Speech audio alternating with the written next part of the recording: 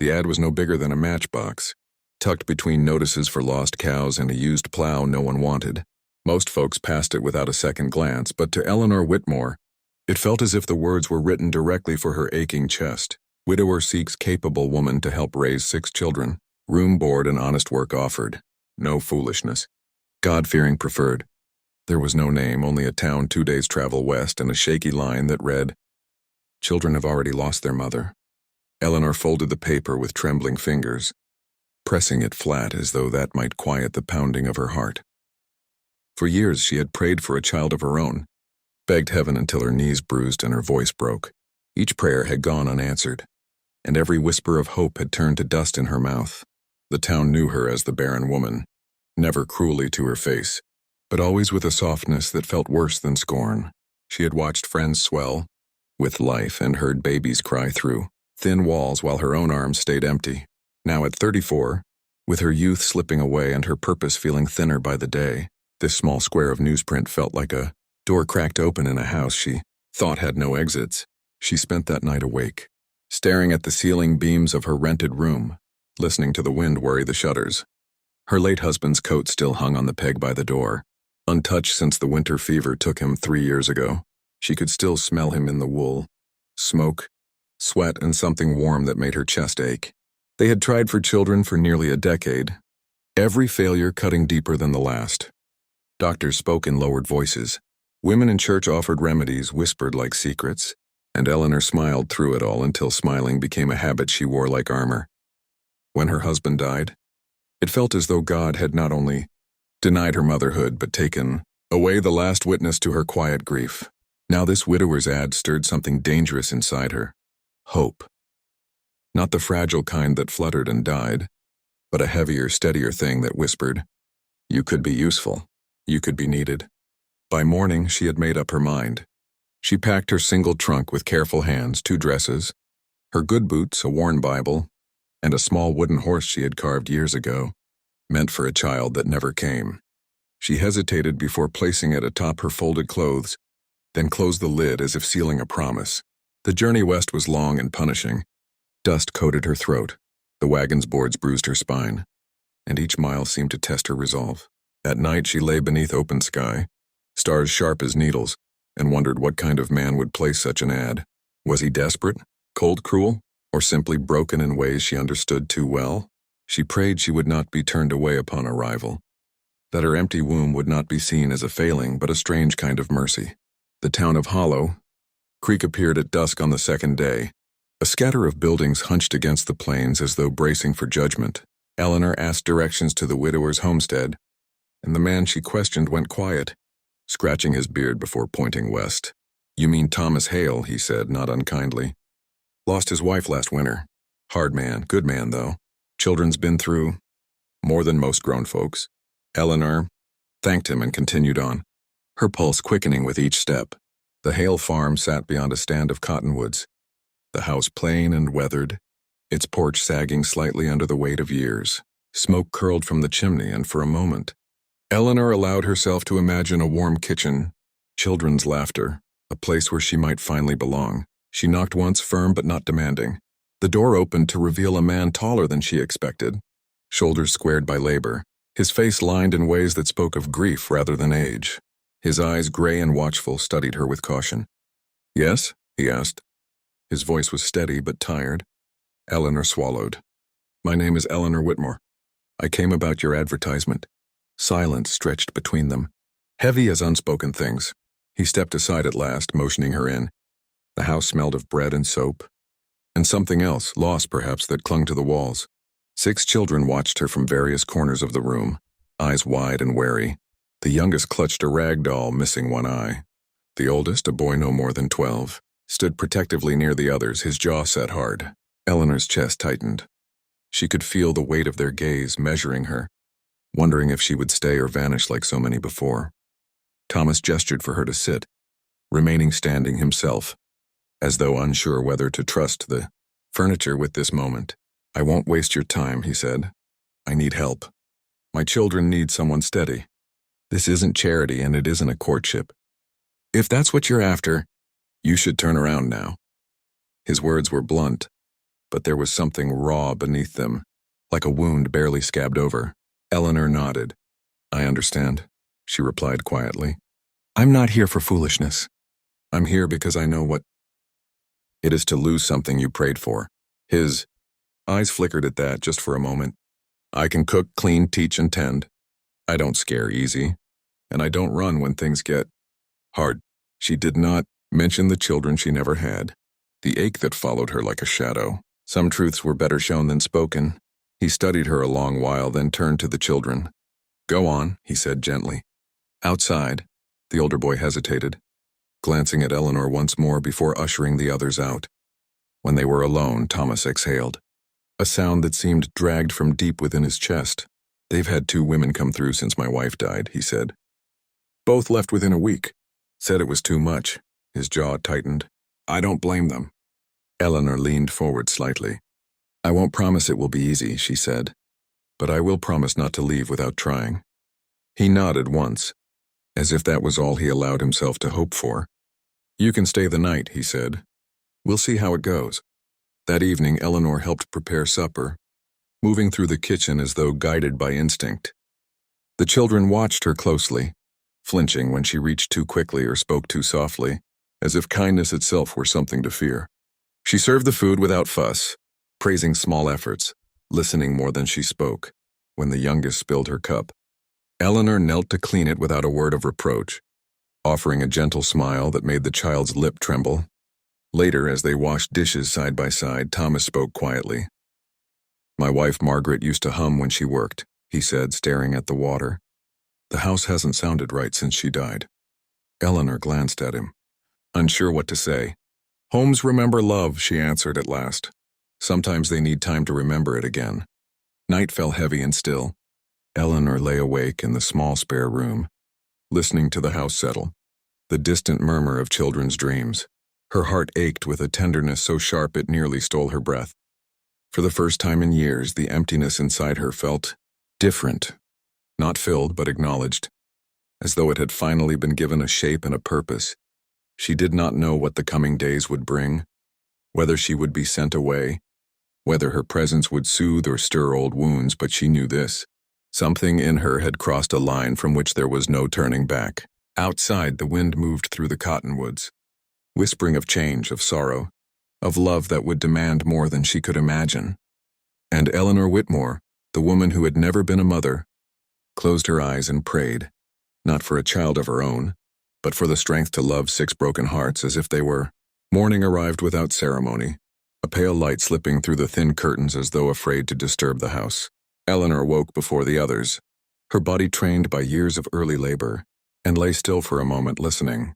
There was no laughter, no playful thud of running feet, only the creak of old boards and the distant lowing of cattle. Even the silence felt cautious here, like the children themselves. She rose quietly, smoothed her dress, and stepped into the kitchen. The stove was cold, but the kindling sat ready, laid just so, and she took it as a sign that order still mattered in this home, even if joy did not yet dare to return. She worked with practiced ease, kneading dough, setting water to boil, letting the small rituals anchor her nerves. When the first child appeared in the doorway, a girl with dark hair pulled too tight and eyes too old. For her face, Eleanor offered a simple greeting and went on with her task. No questions, no hovering. The girl lingered, watching, then slipped away. One by one, the others followed, drawn by the smell of bread. The oldest boy, Samuel, stood apart, arms crossed, studying Eleanor with open suspicion. She met his gaze only once, offering a nod of acknowledgement, as though recognizing a fellow guardian rather than a child to be managed. That seemed to unsettle him more than any forced cheer might have. Thomas entered last, hat in hand, his expression guarded. He paused at the threshold, eyes scanning the room as though expecting chaos. Instead, he found 6 children seated, bowls in front of them, steam rising. Eleanor moved among them quietly, setting down plates, refilling cups. "You didn't have to," he said, though there was no reproach in his voice. "I wanted to," she replied simply. He watched as the youngest girl, Lucy, Eleanor had learned, took a tentative bite of bread and then another, faster this time, crumbs dotting her chin. Something in Thomas's face shifted. So brief Eleanor might have missed it if she hadn't known grief's many disguises. After breakfast, Eleanor asked Thomas what needed doing. He hesitated, then gestured toward the yard. "There's always something," he said. "But I don't expect—" She cut him off gently. "Tell me what matters most." He considered that. "The children," he said at last. "They're fed, but they're not living. They're waiting." Eleanor nodded, understanding too well. Waiting had been her own occupation for years. She spent the morning mending clothes, showing the girls how to stitch without pricking their fingers, letting them work at their own pace. When one of the boys grew frustrated and tore his thread free, Eleanor didn't scold. She set the cloth aside and asked him to fetch water instead, redirecting the storm without naming it. By midday, the air grew heavy, the sun pressing down like a hand on the back of her neck. Eleanor stepped outside to hang laundry, and Samuel followed, silent as a shadow. He watched her for a long time before speaking. "You won't stay," he said flatly. It wasn't a question. Eleanor paused, clothespin in hand. "I don't know the future," she answered, "but I know I'm here today." He frowned. "That's what the others said." She turned then, meeting his eyes fully. "Did they mean it?" Samuel looked away. "For a little while." Eleanor nodded. "Then that's where I'll start." That afternoon, Lucy fell and scraped her knee. The child froze, breath caught, eyes wide with terror rather than pain. Eleanor knelt, cleaning the wound with careful hands, humming softly without realizing it. Lucy's shoulders slowly relaxed, her sobs turning into hiccuping breaths. From the doorway, Thomas watched, heart twisting at the sound of a tune he hadn't heard since his wife died. He said nothing, but later, as Eleanor washed her hands, he spoke. "She used to sing that," he murmured. Eleanor's heart stuttered. "I didn't mean—" He shook his head. "It's all right, it just caught me off guard." As days passed, a fragile rhythm took hold. Eleanor rose early, worked late, and never complained. She listened when the children spoke and stayed quiet when they didn't. At night, when the house finally slept, she sat alone with her thoughts, the weight of her own longing pressing down harder than ever. She loved these children already, loved them with a fierceness that scared her, but love did not erase the ache of what she could never give them. She would never see her own eyes reflected in a child's face, never feel life grow beneath her heart. Instead, she poured herself into tending wounds she had not caused, hoping that would be enough. One evening, as a storm gathered on the horizon, Thomas found Eleanor standing on the porch watching the sky. "You could leave," he said quietly, "before it gets harder." She shook her head. "Harder doesn't frighten me," she replied. "Being useless does." He studied her profile, the set of her jaw, the sadness she carried without letting it bend her. "Why are you really here?" he asked. Eleanor's throat tightened. She considered lying, choosing an easier truth. But something in his eyes asked for honesty. "Because I cannot have children," she said at last. "And because loving them hurts less than pretending I don't want to." The words hung between them, raw and unguarded. Thomas looked away, the storm breaking in his chest long before thunder rolled. "I'm sorry," he said. Eleanor shook her head again. "Don't be. This is what I have to give." That night the storm struck hard, wind howling, rain battering the roof. Lucy woke screaming, and Eleanor was at her side before Thomas could reach the door. She held the child through the thunder, murmuring reassurance, her own heart racing. When the storm finally passed, Thomas stood in the doorway, watching Eleanor rock his daughter back to sleep. Gratitude swelled in him, tangled with fear. He had buried one woman he loved, and could not bear the thought of losing another, even one he did not yet know how to name. As dawn crept in, Eleanor laid Lucy down and stepped into the hall. Thomas waited there, his face lined with exhaustion and something else, hope. Perhaps, though he would never dare call it that. "You're still here," he said. Eleanor smiled faintly. "I told you," she replied. "I don't run when things get hard." Outside, the land steamed under the rising sun, washed clean by the storm. But beneath that fragile calm, something deeper was shifting, setting the stage for a heartbreak none of them yet understood, one that would demand more than patience, more than love, and more than Eleanor Whitmore ever imagined she could give. The first real fracture came quietly, as most devastating things do. It arrived not with shouting or slammed doors, but with a letter folded small and tucked into Thomas Hale's coat pocket, its edges worn soft by the friction of indecision. Eleanor found it by accident while mending the lining. her needle catching on the paper. She did not mean to read it, she truly did not, but the name written inside struck her like a blow. Dr. Caldwell. Denver. Her breath caught as she skimmed the careful script, her hands trembling despite herself. Experimental procedures, uncertain outcomes, considerable risk. She folded the letter back exactly as she found it, her heart pounding as though she had committed a grave sin. All day the words echoed in her mind, circling like vultures.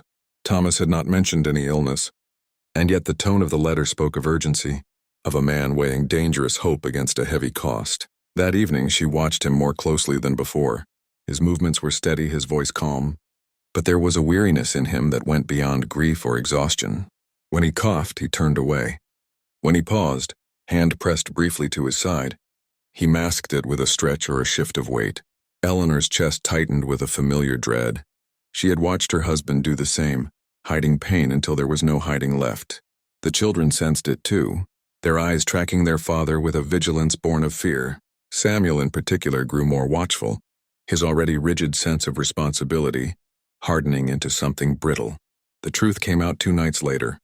Thomas called Eleanor into the kitchen after the children had gone to bed, the lamplight throwing deep shadows across his face. He did not sit. "You found the letter," he said quietly. Eleanor did not deny it. "I did," she answered. "I'm sorry." He nodded, accepting the apology without comment. "I didn't want to burden you," he said. "You've already taken on more than anyone could ask." Eleanor folded her hands to keep them from shaking. "What is it?" she asked. Thomas exhaled slowly. "The doctors call it a wasting sickness.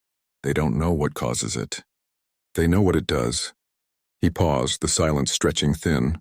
"I might have a year, maybe less." The word settled over Eleanor like ash. A year. She thought of the children, of Lucy's small hand in hers, of Samuel's fierce, guarded eyes. She thought of the fragile stability they had built, how easily it could be torn away. "There's a chance," Thomas continued. "In Denver, risky, expensive, no guarantees." Eleanor nodded, swallowing hard. "And if you don't go?" she asked. "Then I make arrangements," he said. "For the children."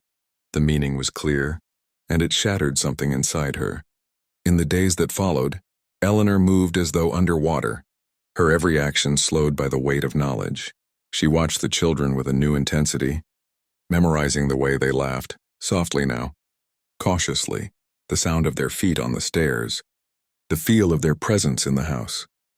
She began teaching them more deliberately, showing Samuel how to balance the accounts, teaching the girls to preserve food, guiding the younger boys through chores they would one day have to do without their father. Thomas noticed, of course. "You don't have to prepare them like that," he said one evening. Eleanor met his gaze steadily. "Someone must," she replied. The children sensed the shift, though they did not yet know its cause. Lucy clung more tightly, waking from nightmares that left her sobbing into Eleanor's shoulder. Samuel grew sharper, his temper quick to flare. One afternoon, he confronted Eleanor outright. "You're acting like you're leaving," he accused. Eleanor knelt to his level, her heart aching. "I'm acting like I'm staying," she said softly. "No matter what happens." He searched her face, distrust warring with hope. "Promise?" he whispered. Eleanor closed her eyes for a moment before answering. "I promise to do everything I can," she said. It was the truest promise she dared make. The cost of Thomas's treatment loomed like a storm cloud. The farm barely sustained them as it was, and the idea of selling land or livestock threatened the children's future. Eleanor lay awake night after night, turning over impossible choices. She had nothing of value except herself, her labor, her presence, her willingness to sacrifice. It was in one of those sleepless hours that the thought came to her, unbidden and terrifying. A solution so cruel she recoiled from it even as it took shape. She rose before dawn, heart pounding, and knelt by her bed, praying with a desperation that left her shaking.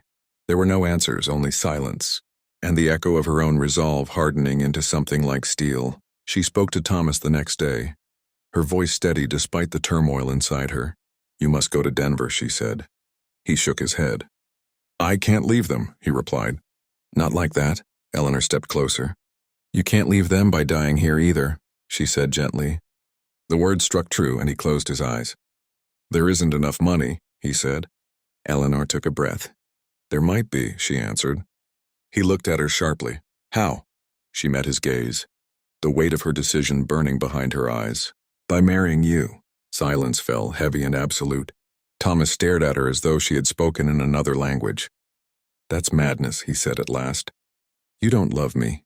Eleanor's heart twisted. Love isn't always the point, she replied. Security is. For the children. He shook his head, anguish etched into every line of his face. I won't trap you, he said. You deserve more than a dying man and 6 grieving children. Eleanor's voice softened. They already have me, she said, and I already have them. He turned away, pacing the small kitchen like a caged animal. It wouldn't be fair, he said. To you. Eleanor followed, her hands clenched. Fairness left this house when Margaret died, she said quietly. What remains is choice. He stopped, facing her, his eyes bright with unshed tears. You would give up the chance to find happiness? He asked. Eleanor smiled sadly. Happiness is not the same as purpose, she answered. And I have found mine. The marriage took place a week later, in the small church at Hollow Creek. There was no celebration, no white dress, only quiet vows spoken with trembling voices. The children watched from the pews, confusion and hope mingling in their expressions. Lucy beamed, clapping softly, while Samuel stood stiff, his jaw tight, his eyes never leaving Eleanor's face. She smiled at them all, her heart breaking even as it swelled. She had become their mother in all but name, and she knew what this path demanded of her. That night, Eleanor lay awake beside Thomas, the space between them wide with unspoken things. She did not know if he would survive, if her sacrifice would mean anything in the end. All she knew was that she had chosen love in the only way she knew how, not as a promise of joy, but as an act of defiance against loss. Outside, the wind moved through the cottonwoods once more, whispering of the future rushing toward them, relentless and unforgiving, and as Eleanor Whitmore closed her eyes, she understood with aching clarity that the deepest heartbreak was not yet behind them. It was waiting, patient and inevitable, just beyond the fragile hope she had just helped to create.